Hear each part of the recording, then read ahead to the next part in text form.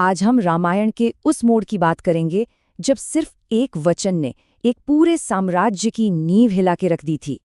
सवाल ये है कि आखिर एक वचन, सिर्फ एक वादा इतना शक्तिशाली कैसे हो सकता है कि पूरा का पूरा साम्राज्य ही बिखर जाए। चलिए इस कहानी के किरदारों और उनके फैसलों को जरा और करीब से समझने की कोशिश करते हैं।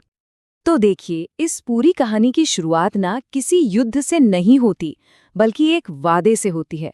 एक ऐसा वादा जो राजा दशरथ ने अपनी रानी कैकेयी को बहुत पहले दिया था, और अब उसी वादे को निभाने के चक्कर में उन्हें अपने सबसे प्यारे बेटे राम को 14 साल के लिए वनवास भेजना पड़ रहा है। और ये फैसला सिर्फ राम के लिए नहीं था, इसने तो उनके पूरे परिवार, उनके हर करीबी को एक ऐसी मुश्किल में डाल दिया जहां उन्हें वफादारी और अपने निजी सुख के बीच किसी एक को चुनना था।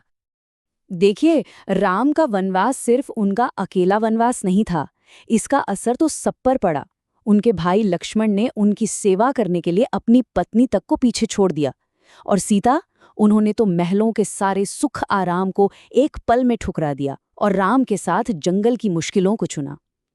ये असल में पूरे परिवार के लिए उनके कर्तव्य की सबसे बड़ी, सबसे कठिन परीक्षा थी। और यहीं पर एक और बलिदान की कहानी है, एक ऐसा त्याग जिसे अक्सर लोग भूल जाते हैं, और वो है उर्मिला का त्याग।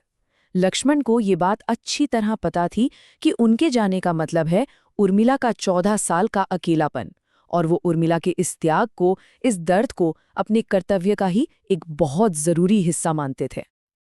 अब सोचिए, एक तरफ पूरा का पूरा राज परिवार इस फैसले से दुखी है, टूट चुका है, और दूसरी तरफ है रानी कैकेयी, जो अपने इरादे पर बिल्कुल अडिग है। उन्होंने तो ये भी पक्का कर लिया कि राम का वनवास किसी भी हाल में आसान ना हो। कैकेयी ने राम से सिर्फ उनका राज्य नहीं छीना, उन्होंने तो एक तरह से उनकी पहचान ही छीन ली। हुक्म दिया गया कि राम अपने सारे राजसी कपड़े, सारे गहने उतार दें और एक आम तपस्वी की तरह साधुओं वाले कपड़े पहनकर यहाँ से जाएं। और यहीं पर कैकेयी और सीता के बीच का जो फर्क है ना, वो बिल्कुल साफ नजर आता है। एक तरफ कैकेयी है जो सत्ता के लिए किसी भी हद तक जाने को तैयार है, और दूसरी तरफ सीता है जिन्होंने बिना एक पल सोचे अपने पति के साथ वनवास को चुना, और खुशी खुशी वो तपस्वी वाले वस्त्र भी पहन लिए। अच्छा, अब जरा राजा दशरथ की हालत पर भी नजर डालते हैं। वो बेचारे तो अपने ही दिए हुए वचन और अपने बेटे के लिए प्यार, इन दो चीजों के बीच बुरी तरह से फंस कर रह गए थे। राजा दशरथ की हालत इतनी खराब थी, वो इतने टूट चुके थे कि उन्होंने राम से यहाँ तक कह दिया कि बेटा, तुम मुझे बंदी बना लो और जबरदस्ती राजपाट संभाल लो। लेकिन राम के लिए, उनके लिए तो अपने पिता का मान, उनका सम्मान ही सबसे ऊपर था। मतलब राम इस वनवास को एक सजा के तौर पर देख ही नहीं रहे थे।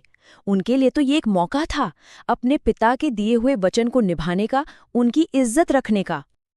और जैसे ही राम, सीता और लक्ष्मण के वनवास जाने की खबर फैली ना, तो ये मामला जो अब तक एक परिवार का था, वो अब पूरे राज्य का संकट बन गया।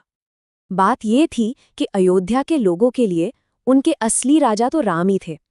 वो किसी और को उस गद्दी पर देख ही नहीं सकते थे। उनके लिए राम के बिना अयोध्या, अयोध्या ही नहीं थी। लोगों का प्यार, उनकी भक्ति देखिए। उन्होंने तो साफ कह दिया कि जहां राम रहेंगे, हमारी अयोध्या भी वहीं होगी। मतलब सोचिए, पूरी की पूरी प्रजा, पूरा राज्य ही उनके साथ वनवास जाने के लिए तैयार हो गया। राम ने उन्हें बहुत मनाया, बहुत समझाया कि आप सब लोग लौट जाइए, मेरे पिता के फैसले का सम्मान कीजिए, लेकिन उनकी बात सुनने को कोई तैयार ही नहीं था। और जब राजा दशरथ ने ये सब देखा, अपने बेटे को अपनी पूरी प्रजा के साथ जंगल की तरफ जाते हुए देखा, तो वो पूरी तरह से टूट गए। और उसी दुख और गुस्से में उन्होंने एक और ऐसा फैसला लिया जिसने रही सही कसर भी पूरी कर दी। उन्होंने भरी सभा में सबके सामने रानी कैकेयी से अपना पति पत्नी का रिश्ता खत्म कर दिया। साफ साफ कह दिया कि आज से हमारा कोई नाता नहीं, और मेरे परिवार और मेरे राज्य की इस बर्बादी की जिम्मेदार सिर्फ तुम हो। और बात सिर्फ कैकेयी को छोड़ने पर ही नहीं रुकी, उन्होंने ये भी ऐलान कर दिया कि जिस बेटे यानी भरत के लिए ये सब किया गया है, अगर उसने राजगद्दी स्वीकार की तो वे उसके हाथ से अपना अंतिम संस्कार भी स्वीकार नहीं करेंगे। अब सोचिए, इस एक बात ने पूरे राजवंश के भविष्य को ही दांव पर लगा दिया था। तो आखिर में सवाल यही रह जाता है कि जब कर्तव्य और प्रेम आमने सामने हों तो असल में खोता क्या है। रामायण की ये कहानी हमें यही दिखाती है कि कैसे सिर्फ एक वचन को निभाने की जिद में न जाने कितने ही दूसरे रिश्ते, दूसरे वादे टूट जाते हैं, और नतीजा एक हंसता खेलता परिवार और एक पूरा का पूरा साम्राज्य बिखर कर रह जाता है।